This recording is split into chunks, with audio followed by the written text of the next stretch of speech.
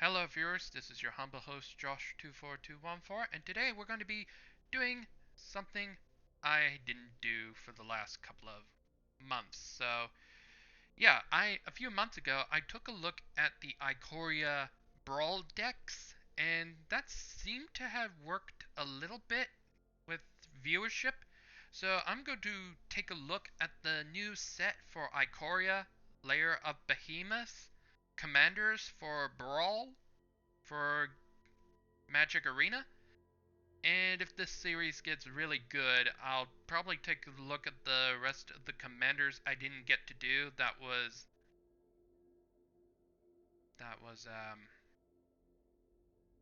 I know I didn't do all of Throne of Eldraine. We had the Tharos Beyond Death set. I didn't get to do those commanders. And this is only focusing on set the main set for Ikoria, so we're not going to be looking at the commander cards of 2020 that I hope to get physically very soon, but it may take some time with. So in the meantime, I'm doing something completely new, and we're only looking at the commander cards that you can use for Brawl and Commander for your for only the set commanders for Ikoria Lair Behemoths. So we got a small selection, like about 6, 12, 18,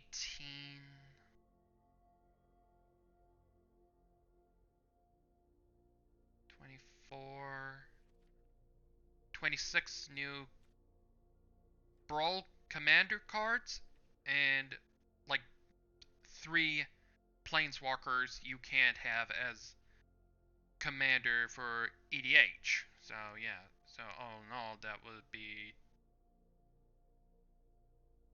I think I said 24, so 21 new commanders. So we're gonna go from left to right and see what each commander has capability of, and that's also exploring the new mechanic. The new mechanic they have, companion, in the set, and some of them are at least one's already been banned, and I think there might be another one that may be banned soon. So until then, we'll have to wait and see. So let's start off this new set with our first Planeswalker, our newest Planeswalker, who's just been added in this new set. We get Luca, Coppercoat Outcast. So he's a 3 generic, 2 red, and he's a Planeswalker, and he's basically the main character of the main set. And the main set of Ikoria is mostly the story around Luca and what he's going through with the stuff that's going on with Luca. And I did buy the Shrouded Bound. It's like the book for Ikoria, and strangely enough, the cards in this set and the novel are two completely different things. So you have to uh, balance between there. So Luca, our main character, for the set and the novel, and we start off with his basic 3. He starts with 5 loyalty, and let's start looking at his abilities. The first ability for +1, exile the top 3 cards of your library. Creature cards exiled this way gain. You may cast this card from exile as long as you control a Luca Planeswalker. So he's a way of, so this first ability you get to exile your top 3 cards in your library, your deck, and if they're creature cards, you can bring them out of the graveyard, out of exile, if you do that, as long as you have Luca in on the field. So if you can get rid of Luca, you would stop that from happening. So you could play a much bigger creature later on in the game. So his okay, that could have some, if you can keep him alive, then yeah, that would be very nasty. But if it's like a very big, bulky creature that got exiled this way, if you can somehow keep him alive, that could work. So yeah, his second Lucas Lucas' second ability is a -2 loyalty. Exile target creature you control, then reveal cards from the top of your library until you reveal a creature card with a higher converted mana cost. Put that card onto the battlefield and the rest on the bottom of your library. So you basically, by doing that, you're basically upgrading your creature. If you have like a mana converted mana cost of 3, then it's automatically just get a +1 more. So it'd be 3 to 4, 4 to 5, 4 to 6, etc., etc. That could be very dangerous, but it says that it has to be a higher mana converted cost of that original creature. So you could get lucky and get a 4 turns into a 7, and you can get a much bigger creature that way. That's dangerous. And yeah, this next ability, I can't really tell. I can't seem to scroll it down a little. I just want to. Each creature you control deals damage to. No, I'm not. No, I wanted to zoom in. It's like, and his, and Lucas' special, like his third and final ability, his ultimate is a -7. So you have to plus him 2 times in order to do this. So -7. Each creature you control deals damage equals to. I can't read the rest because I can scroll down. So I'll probably put a note down below until then, and then I'll let you read it. Sorry about that. I know I'm pretty much new at this, doing this. So yeah, forgive me on that comment. So yeah. So we're moving on. So yeah, Luca could be a very good planeswalker. Depends on how you do it, I guess.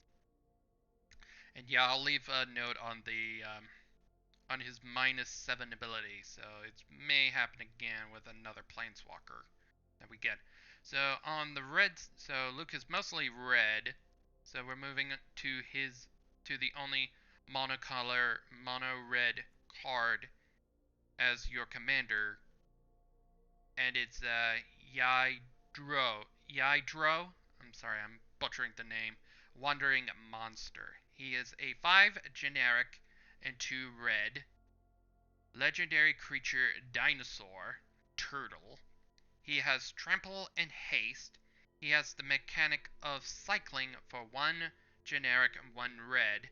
You may pay the cycling cost to discard this card and draw a card from your library, from your deck. So you can just use the cycling and get a new card out of the deal. So it's not a bad trade. With the commander for Commander 2020, he could be good. And his ability is when you cycle Yidro, Wandering Monster, shuffle it into your library from your graveyard. So when you put him in the graveyard by discarding him, and it goes back into your library shuffled.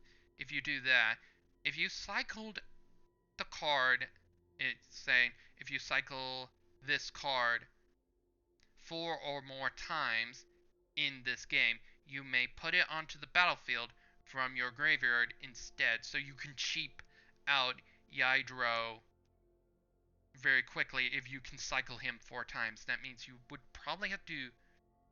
So that would.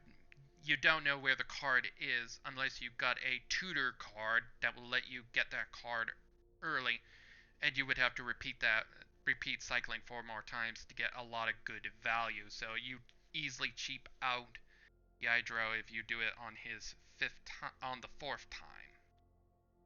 So if you can find a way to do that in Brawl, that would be interesting to see that. But yeah, he's a good, and his attack and defense. His attack is 8, 8, 8, 8 attack, 8 defense. So yeah, he's pretty beefy if you can pump him out, get him out cheaply. So yeah, with that, that's all the mono red cards. So we're moving on to the mono green cards, and we move on to our second planeswalker of the set, Vivian, monstrous advocate. And she plays a part in this set, but not much. And Vivian was seen in the trailer, and yeah, I thought the music for the use of the music was okay. It wasn't too distracting. So let's get into Vivian's abilities. So she has an automatic passive. So before I said that, she costs 3 generic and 2 green. So she's a mostly focused mono green, and her abilities are her passive ability. You may look at the top card of your library anytime. So anytime you want when you play her, you can automatically see what the next card in your deck you're going to draw next. And also to continue the passive, you may cast creature spells from the top of your library. So if you see a card on top of your library and it's a creature card, you can automatically use it. And it's not technically flash. You can't flash the creature out.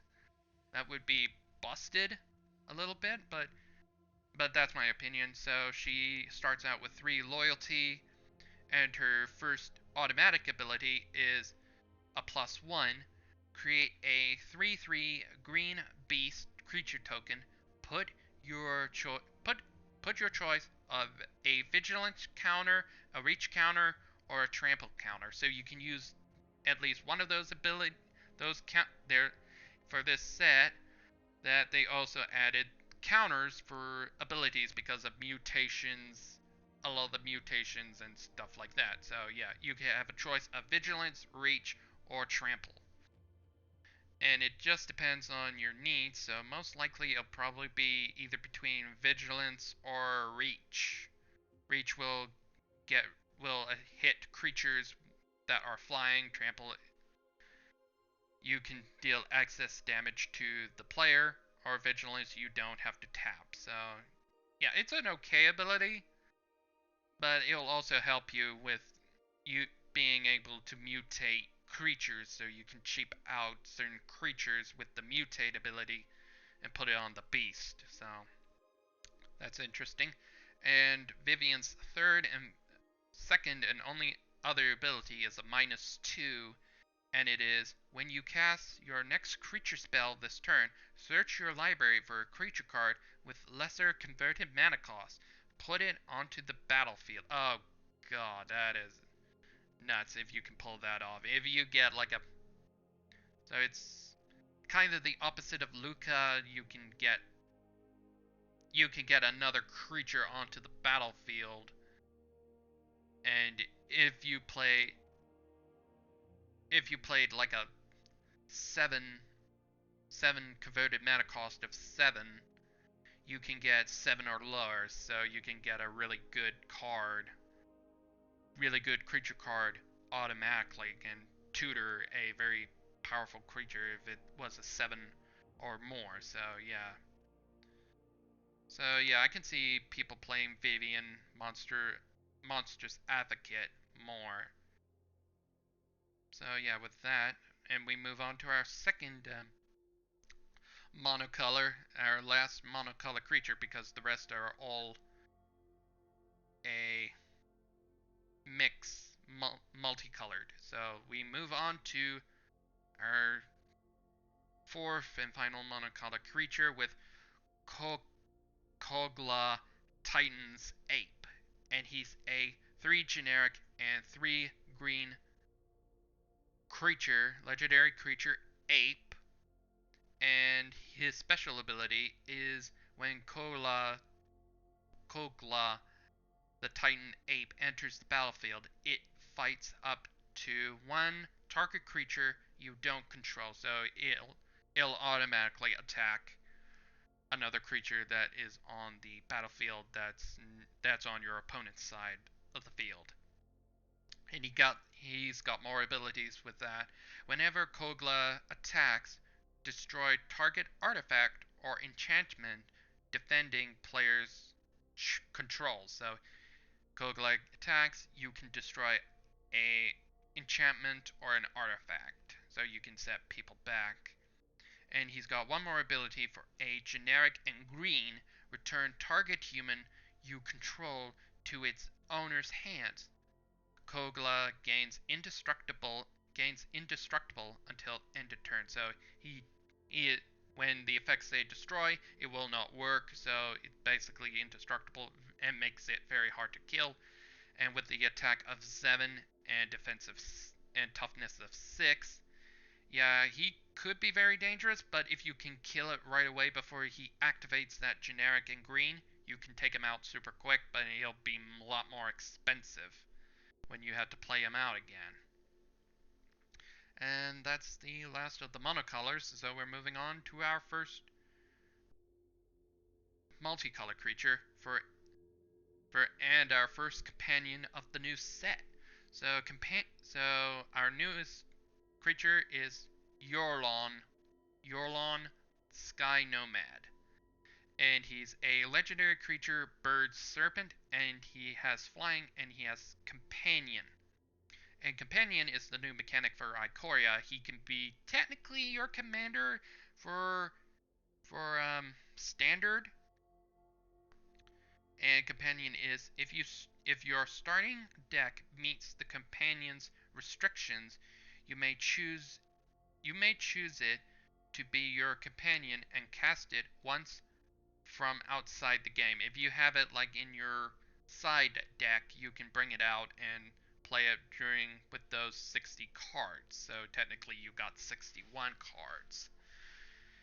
And Euron is a 3 generic and 2 hybrid of white and blue. So you can do that. So his companion mechanic is your starting deck contains at least 20 cards more than a minimum deck size. So your usual deck is 60 cards in a deck. Usually 60 in a deck if I'm reading this right. So minimum deck is 60. And if you do that, you will have to increase it to 80 cards, and that's a lot of cards for you to play with. When your lawn enters the battlefield, exile any number of other non-land permanents you own and control. Return those cards to the battlefield at the beginning of the next end step. So if you have like a lot of non-land permanents on the field and you play Loron, you take all those non-land permanents, exile them for a turn until the beginning of the next end step. They come back blinked. It's basically a blinking all that. If you got some crazy mechanics with life gain or gaining life or taking life from your player, that could be very devastating. And yeah, and his attack is 4, his toughness is 5. So if you can kill it right away before that, I don't know if he'll stop it or probably will, but I'm not sure on the rules of that, but I could be wrong. So yeah, that's one of our companions for the set. We're moving on to our next multicolored, and I do really like this new commander here, and I do play him a lot in Brawl for this set right now, but that can change. This set is mostly for big bulking creatures, and it's a reference to the kaiju film series of Godzilla, the Godzilla kaiju films. And there's always got to be those stupid military humans, and this is our military humans tribal leader. And this card is called General Kudrow of Daenerys, and he's mostly the antagonist in the novel and the set. So yeah, General Kudrow of Daenerys. I may be saying the name wrong, and he cost 1 generic, 1 white, 1 black. So Yeah, and he's a legendary creature, human soldier, and he really cares about humans because his ability is other humans you control get a +1/1. So get a +1/1. So your attack and toughness goes up by 1. And that's not all. And whenever General Kudrow or another human gets played onto the battlefield under your control, exile target card from an opponent's graveyard. That is nasty if you can build a deck around him, around General Kudrow. And yeah, in the previous set there were enchantments that have the escape mechanic, so you could prevent a person from using that mechanic, that card again when you exile, get rid of cards in your graveyard, or you can go straight for the cards that have the escape mechanic, get rid of it so they can't never use that card again. So that can be nasty, but his last ability is a bit nuts. For 2 generic, sacrifice 2 humans, destroy target creature with power 4 or greater. And yeah, he can be very dangerous if you have a way to chump out human tokens, like human tokens. And but that but that little requirement that he needs only 2 generic and he can instantly kill a very big creature with with 4 or greater power. So as long as you keep the powers creatures low, General Kudrow can't touch them. Automatically kill it. So yeah, if you can find a way to make tokens, and there has been cards for human tokens that makes you human tokens, and there's like some cards that could do that. So yeah, General Kudrow could be very dangerous, and I would like to have like a commander deck with him. Like I wouldn't add him as a like the commander, but have like but he would be a good outlet for sacking human tokens to do various other effects, if you know what I mean. And he's a 3 power, 3 toughness. So yeah, he's very weak, but if you can find a way to work with humans and get more power-ups, he can be very dangerous if you can keep him alive. So next off, we got our next companion, Lurrus the Dream Den, for 1 generic, 1 white, 1 and 2 hybrid of white and black. And he's a legendary creature cat nightmare. And his companion requirement, each permanent card in your starting deck has converted mana cost of 2 and less. Okay, if you can make a deck of 2 or less, that's not very good, but his special ability makes up for it. During each of your turns, you may cast 1 permanent and only 1 permanent spell with converted mana cost of 2 or less from your graveyard. And that could be devastating in a deck of 60. And I have seen having this card used in a way, and he does have like lifelink if you can utilize that. And there are cards that work with white or black. With you can get power ups, boosting your certain creatures with gaining life. So yeah, that could be very dangerous in a brawl deck. So I'm a little worried about that.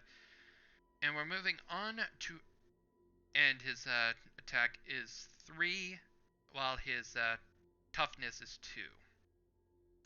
Moving on, we have our next companion creature. So we have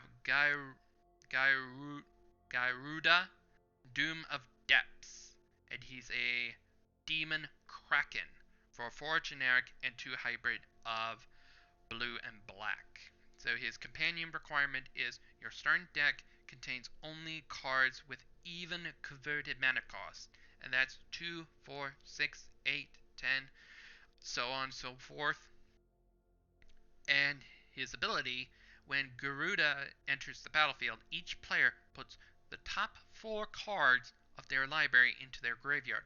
Put a creature card with an even converted mana cost from among those cards onto the battlefield you control. And so if you can do that, Blanket back in like being able to blink it, like you go away until the end step and it'll just repeat and repeat and repeat. You can get your most powerful creature cards super early, and that's very dangerous. With a attack of 6 and toughness of 6. So yeah, I could see this guy being good if you get 6 mana, but if you have General Kudrow and you're able to destroy it, so yeah, he could be very dangerous, but you will have to get rid of Karuda quick before he's allowed to, and that player could bring out a super big creature among that converted above those 4 cards. So be careful about that. So let's move on to our next companion. And this one's getting a lot of talk about. We have Lutri the Spellcaster, legendary creature, elemental otter. And this card is banned. This card is banned in Singleton and Brawl before even the set officially came out on Magic Arena. That's crazy. But you can play it in Standard for the moment. Okay, so Ludri, the Spellcaster, he's 1 generic and 2 hybrid of blue and red. And he starts off with Flash and the companion requirement. Each non-land creature, each non-land card in your starting deck has a different name. So that would be completely sorted by, that would be put aside with the whole Brawl and Sickleton decks. So, and let's see why this card was banned on that list. When Lutri, the Spellcaster, enters the battlefield, if you cast it, copy target instant or sorcery spell you control. You may choose new target for the copy. So yeah, you can use when you're playing it. When you're playing this card, you can do it after when you lava coiled someone, one of the creatures, or shock someone for 2 damage. You can play this card right after and you'll copy it and you can do it again. So yeah, for a offensive of 3 and toughness of 2, he's not very bad, but if you get like a really big spell, that would be very damaging and may cost you the game. And I think it was wise to ban it because you can keep spamming it over and over. And now we're done with the companions for a bit, and we're moving on to our next commander card, Relay the Everwise, for 1 generic, 1 blue, 1 red. Legendary Human Wizard. And his special ability is Relay the Everwise gets +1, 1 attack, only for 1 attack, for each instant and sorcery card in your graveyard. So late game, this guy can be super powerful, but his toughness is only 3. And his special ability continues. Whenever you discard 1 or more cards for the first time each turn, draw that many cards. So you can get rid of a card. He could be very good for cycling, using the cycling mechanic, and you get to draw like an extra card, if I'm reading this right. Or I could be wrong. So if you discard as many cards, you get those cards. You get to draw that many cards. So yeah, if you can make sure if you can destroy him, like he doesn't have a high toughness, so he's not that bad to deal with, but trample, he's going to be very dangerous, like late game. So let's move on to our next companion card,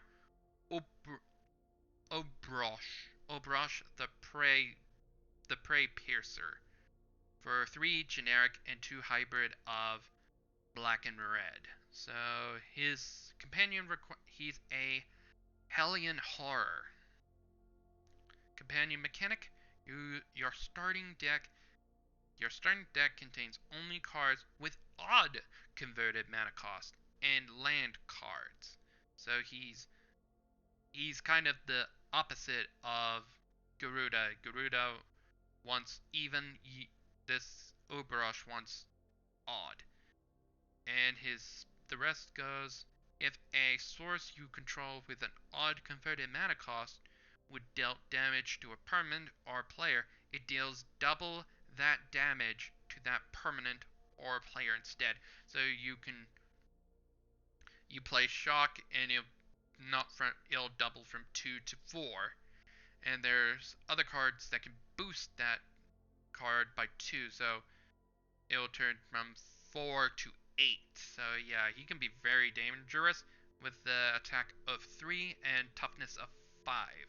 So if you can get rid of it right away before that player gets to play a instant or sorcery cards that deal damage, so it won't get its double effect.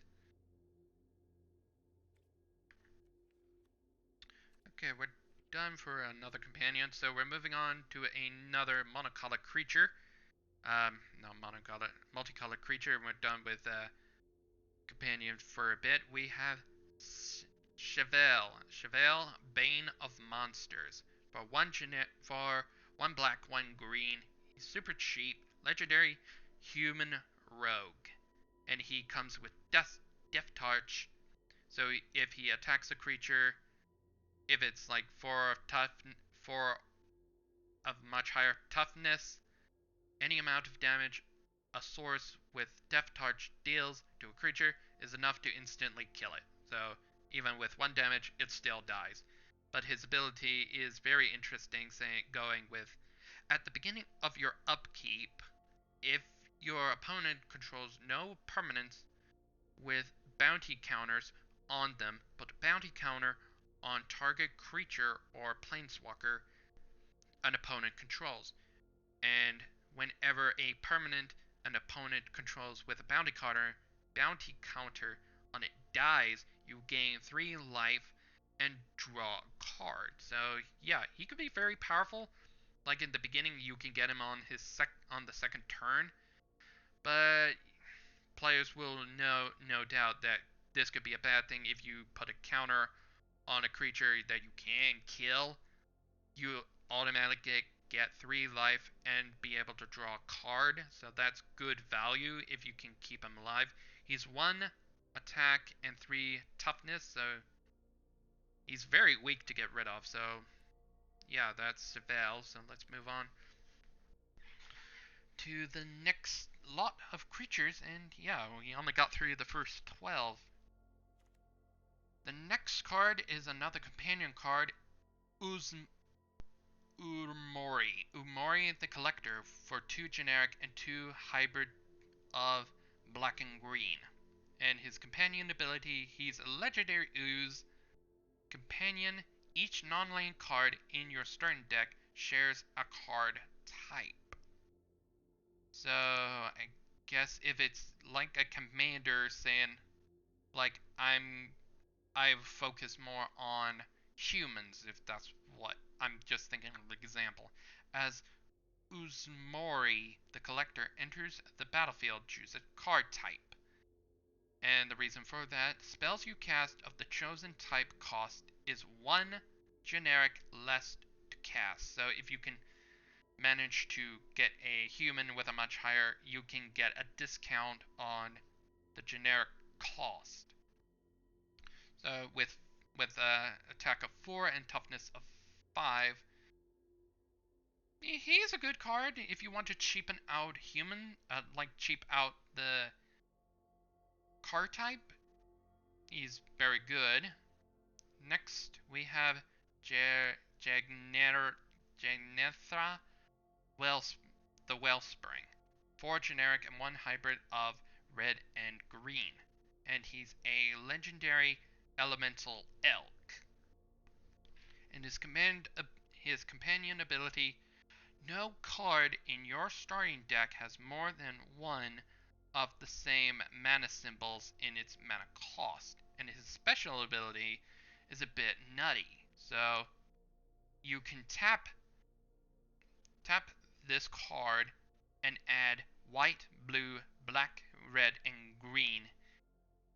This mana cannot be spent to pay generic mana cost, so you can easily cheap out a creature or card if you can get, but only for, but you cannot pay the generic. So you'll still have to pay generic normally, but you can gain access to all 5 colors in the entire collection. So yeah, he's one of those big cases, and his attack is 5, his toughness is 5. So yeah, so you would be able to play around with all 5 colors if you play Genera. I know my pronunciation is terrible. So let's move on to our next card, and it is Godzilla, King of the Monsters, or or what he's also titled as underneath that title is Sithroda, Strength Incarnate, and he's a three generic,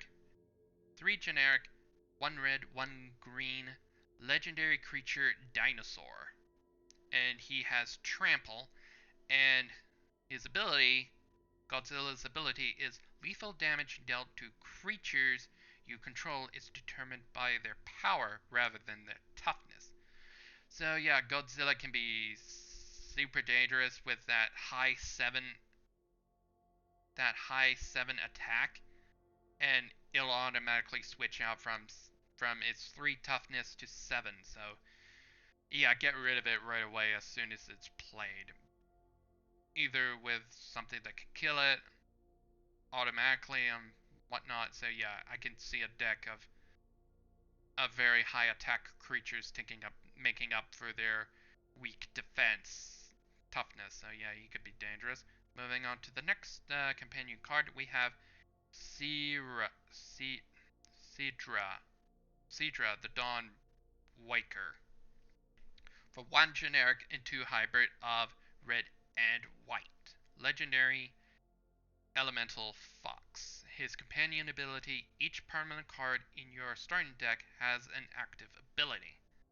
And his ability is abilities you activate that aren't mana abilities cost 2 less to activate. This effect cannot be reduced the mana in that costs less than 1 mana.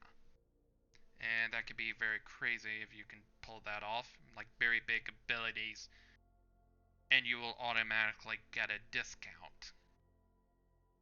And he got 1 more ability. For 1 generic and tapping your commander, target creature cannot block this turn, so on your opponent's side. So yeah, you can get into some quick cheap damage if it's just 1 card. With the attack of 3 and toughness of 3. Moving on, we have Windrotha, Jointer of Voices, for 2 generic, 1 red, 1 white, legendary human warrior, and I've heard a lot of bad about this one. And her special ability is whenever a non-human creature you control attacks, look at the top 6 cards of your library. You may put a human creature card from among them onto the battlefield tapped and attacking. It gains indestructible until end of turn. Put the rest of the cards on the bottom of your library in a random order. And this card can be super dangerous if you can quickly cheap out like a very big human creature.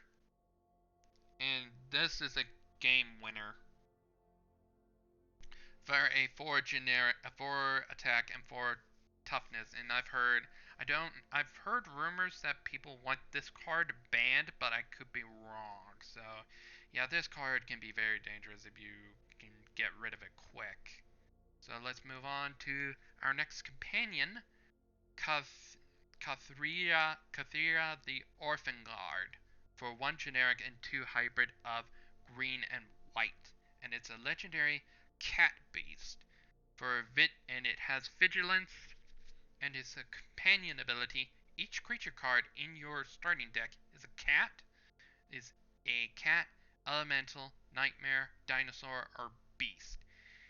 Each other each other creature you control that is a cat, elemental, nightmare, dinosaur, or beast gets a 1/1 and has vigilance. So this guy could be very useful in a cat, elemental, nightmare, dinosaur, or beast tribal decks. And all those cards will have vigilance and that +1. And his attack is 3 and toughness of 2. If you can get rid of him right away, it'll weaken the rest of the cards. And yeah, we only have one more companion, but before that we have Kindon Bonder Prodigy for 1 green, 1 blue. And I have seen this card being played in Brawl in Arena. So he's a legendary human druid. Whenever you tap a non-land permanent for mana, add 1 mana of each type that permanent produces. So you can get 2 green from a special. So you get basically a doubling card for that permanent.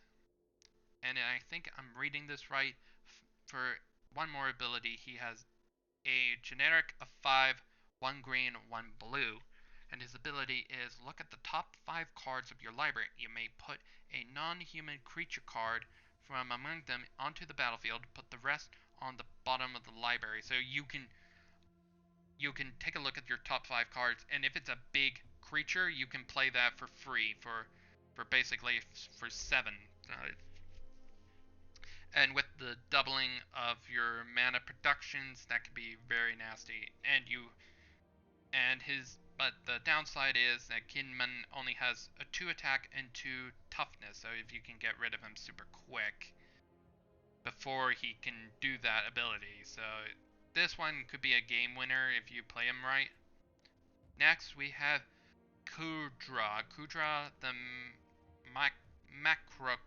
macro sage for 3 generic and 2 hybrid of green and blue.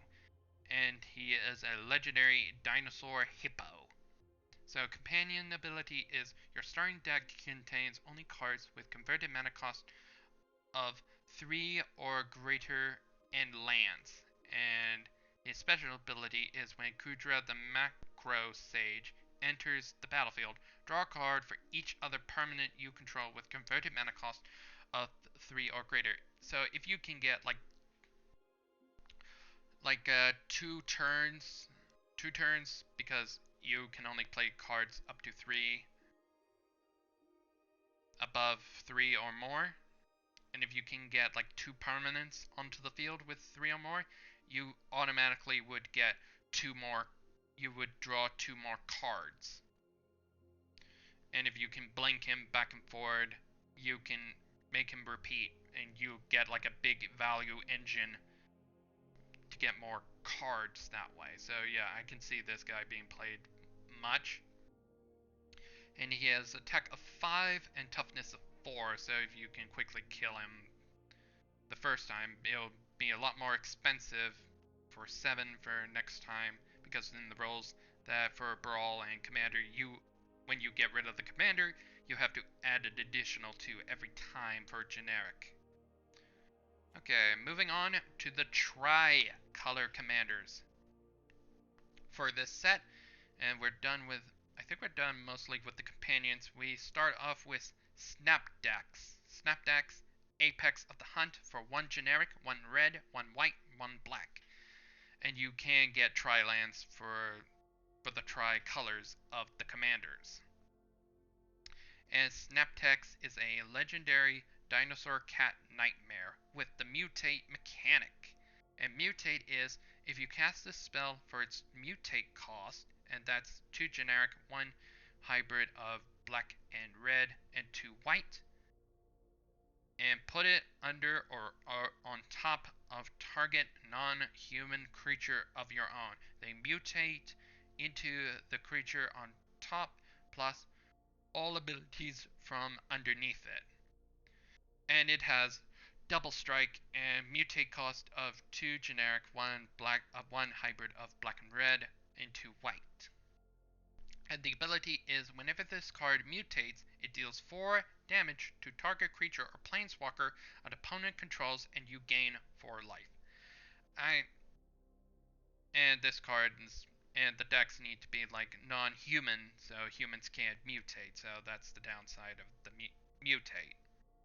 Big benefit in your creature will automatically get double strike, and whenever the creature you mutate with, you get to do that onto a, so basically a lava coil every time you mutate and gain 4 life as a deal. And you will have a attack of 3 and toughness of 5. So if you can get rid of him quick, you could get away with keep mutating that card over and over again.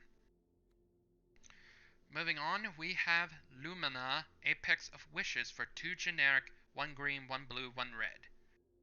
And he is a legendary beast elemental dinosaur with flying and trample, and the mutate cost is 3 generic, 1 hybrid of red and green, and 2 blue. Whenever this creature mutates, exile cards from top of your library until you exile a non-land permanent card. Put that card onto the battlefield or into your hand, so you can cheap out a very big creature. And with a attack of 6 and toughness of 6, this guy can be very dangerous and with flying and tramples, and if you can get like a very powerful card onto the field. So yeah, that's going to be nuts for like 7 or higher converted mana cost. Moving on, we have Nethori, Apex of Death for 2 generic, 1 white, 1 black, 1 green. And he's a legendary cat nightmare beast with Death Touch and Lifelink. Mutate cost is 4 generic, 1 hybrid of green and white, and 2 black. Whenever this creature mutates, return any number of target creature cards with total power of 10 or less from your graveyard to the battlefield. So yeah, if you can manage to pull that feat off, and you can have like a huge army of like 10 1/1s come back to the field, but they will have that summoning sickness, so they, unless you got a board wipe. So yeah, this guy can be very powerful with a attack of 5 and toughness of 5. Moving on, we have Fad Torque, Apex of Thunder for 1 blue, 1 red, 1 white. So he's super cheap to cast, and he's a legendary elemental dinosaur cat with flying and first strike, and his mutate cost is 1 generic, 1 white, 1 blue. His mutate cost is 1 generic, 1 hybrid of white and blue, and 2 red. And whenever this creature mutates, you may cast target non-creature card with converted mana cost of 3 or less from your graveyard without paying its mana cost. So you can reuse like a shock, for example, use that shock, and then when you bring Fadork out, and then if you mutate it again and again with the mutate cost, you can keep replaying shock over and over as an example, or lava coil over and over, and keep killing creatures, and that can be super annoying. And with a cheap attack of 3 and toughness of 3, if you can quickly kill it. But he's got flying, so it's going to be hard. Either you get a flyer or a spell that kills creatures, or a special ability that can kill 3 or less. Depends. Moving on to the last 2 cards, we have our third and final Planeswalker, Narcis of the Ancient Way, for 1 generic, 1 blue, 1 red, 1 white. And she is a Planeswalker, and in the novel, she wasn't really in the novel that much. She was like a bit cameo, like one of the characters, like not in the novel with Vivian bringing up Narset is like, I really wish Narset could help us, and that happens like at the end of the novel. And yeah, Narset was kind of cheaped out from the novel, so I guess people really thought she was going to be very important to the story.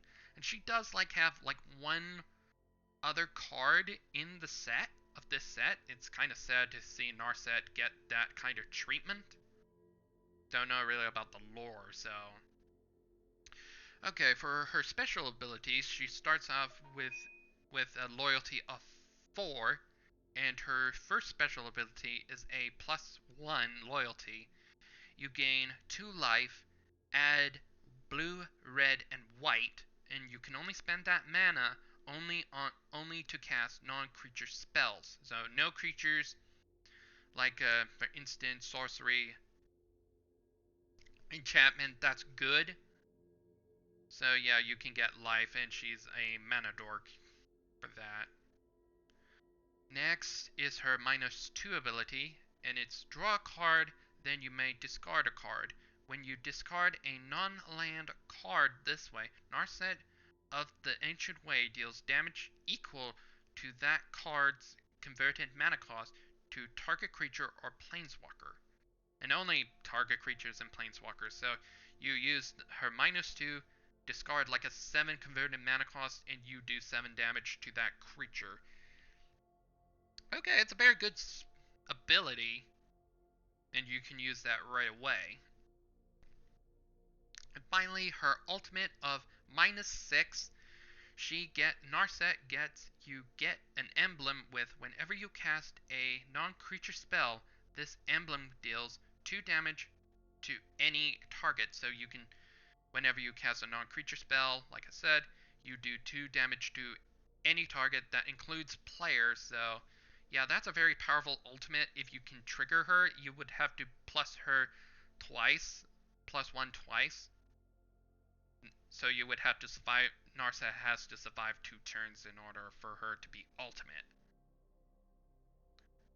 And moving on to our final main commander of Brawl and Commander, we have our last tricolor, Bro, Bro, Bro, Brokos Apex of Forever, for 2 generic, 1 black, 1 green, 1 blue.